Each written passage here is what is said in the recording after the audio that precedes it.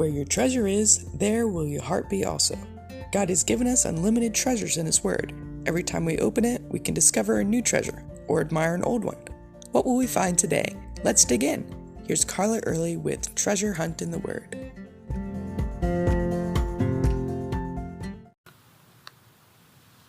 What do you think when I say, let's go to church? For many, Sunday is a day of sleeping in and doing leisure activities or working around the house. They might go to church for Easter and Christmas and maybe Mother's Day if their mother insists. Their thoughts toward church is that worshiping God isn't all that important. So why waste time? There's plenty of other things they'd rather do during those few hours on Sunday morning. The pendulum swings all the way to the other side, too. Other people seem to be always at church, not just Sunday mornings, but several nights a week. Like I said of my growing up years, we weren't just there every time the doors were open. We were the ones unlocking the doors. People like that come to worship and to serve. Now, some of them may serve out of duty, whether it's leading a Bible study, working with youth, or keeping the nursery, or doing the sound. But duty doesn't keep them coming in the long term. That would lead to burnout pretty quickly. When those people hear, let's go to church, they don't think up excuses or groan and think of things they'd rather be doing. They are Psalm 122 people who go with joy, like David when he said, I was glad when they said to me, let us go to the house of the Lord. We are privileged people here in America during this time period. We have multiple churches in each little town. We can worship God with His people so conveniently. And if we want to serve God along with a group of other believers, we have multiple opportunities to serve at those churches and in other places around town.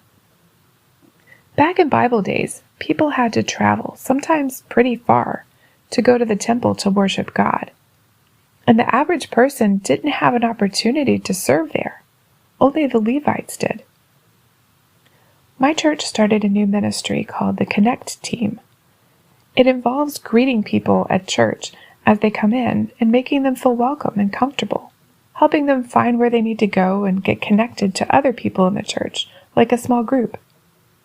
Since I love meeting people, this was a great ministry for me to get involved in. As I held the door open for people coming and going, one man commented what a pretty little doorstop I was. I laughed and went on, but later his wife reminded me of a verse from Psalm 84:10. For a day in your courts is better than 1,000 elsewhere. I would rather be a doorkeeper in the house of my God than dwell in the tents of wickedness.